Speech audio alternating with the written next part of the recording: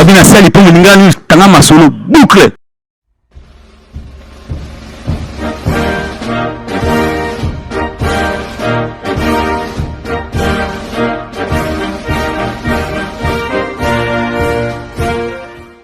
Mesdames et messieurs, très chers compatriotes, en ces jours solennels du 30 juin 2025, nous commémorons l'indépendance de notre cher pays, la République démocratique du Congo, avec un mélange d'incertitudes, de questionnements, mais aussi de fierté, de détermination et d'espoir.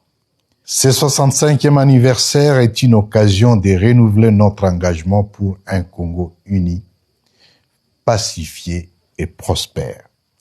Nous voulons un Congo où chaque citoyen, de Bunia à Goma, de Kindu à Lubumbashi, de Bukavu à Mbujimai, de Kisangani à l'embouchure du fleuve Congo via Mbandaka, Bandundu et Kinshasa, peut vivre dans la dignité, la sécurité et la fraternité. À ces jours, l'Alliance Fleuve Congo AFC/M23 administre plus de 34 000 km² de territoire national où vivent plus de 11 millions de non-concitoyens. En 5 mois, nos forces ont ramené la sécurité, rétabli l'ordre, protégé les populations civiles et sémé les graines d'un nouvel espoir pour notre peuple. Nous ne poursuivons ni la gloire, ni le pouvoir. Notre engagement vise à sortir la République démocratique du Congo du cycle d'insécurité, de pauvreté, d'exclusion, de discrimination, de médiocrité, de l'arbitraire, de la dictature et des injustices. Nous sommes un peuple debout, uni dans sa diversité, mû par la volonté de vivre ensemble dans la dignité.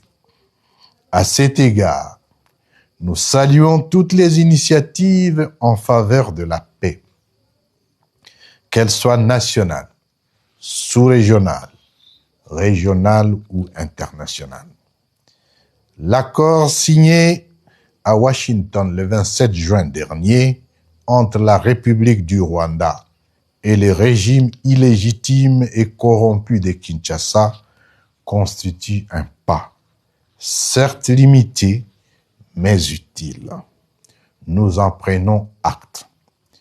Toutefois, ici est de noter que cet engagement ne couvre qu'une infime partie des causes réelles du conflit en République démocratique du Congo. Mentir à l'opinion tant nationale qu'internationale qu'il n'y a pas de crise en République démocratique du Congo et qu'il s'agit tout simplement d'un conflit entre Kigali et Kinshasa est une supercherie inacceptable. C'est pourquoi l'Alliance Fleuve Congo AFC/M23 salue le processus de Doha mené avec le soutien de l'État du Qatar qui impose au régime de Kinshasa des discussions directes avec notre organisation dans le but de rencontrer les causes profondes de la crise congolaise. Nous réaffirmons notre attachement sincère, constant et de bonne foi à ce processus et exprimons notre profonde reconnaissance à l'État du Qatar et à son Altesse l'émir Cheikh Tamim bin Hamad Al Thani pour leur leadership, leur patience et leur engagement en faveur d'une paix durable, juste et inclusive. Malheureusement, ces pourparlers avec Kinshasa sont entravés par l'intransigeance du régime de Kinshasa qui, systématiquement, les torpille. Les tueries et massacres de Banyamulenge dans les hauts plateaux du Sud Kivu, de Hemani Touri, ainsi que les attaques répétitives de Wazalendo contre les populations civiles, constituent une preuve de mauvaise foi qui met en péril les efforts collectifs de stabilisation et aggrave la crise humanitaire.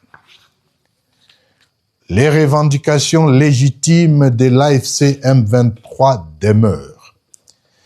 Elles ne pourront être rencontrées que dans un cadre inclusif des acteurs nationaux, en vue d'une résolution holistique des causes profondes de la crise actuelle, dont M. Tshisekedi est la principale origine, de par son illégitimité, ses excès du tribalisme, ses discours de haine, ses détournements des derniers publics, sa politique de stigmatisation, son projet de changer la Constitution, bref, sa dictature tyrannique.